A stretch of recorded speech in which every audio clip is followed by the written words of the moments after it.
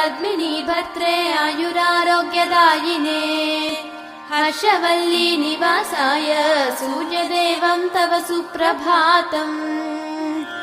उत्तिष्ठोत्तिष्ठ चायेश उत्तिष्ठ उषयोज्ज्वल उत्तिष्ठ पद्मिनी कान्त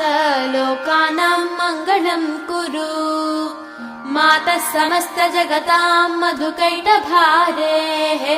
सव्येतराक्षी परितोषिणि पद्मनीड्ये नाथानुबद्ध भुवनावनबद्ध दीक्षे प्रत्यक्ष दैवतरमे तव सुप्रभातम् ध्याये किलाश्रित वरप्रद कल्पकल्पे विस्वाप्तधाम निलयामल दिव्यभासे आयाहि शीघ्रमघनासिनि संश्रितानां श्रीसूर्यदैवतरमे तव सुप्रभातम्।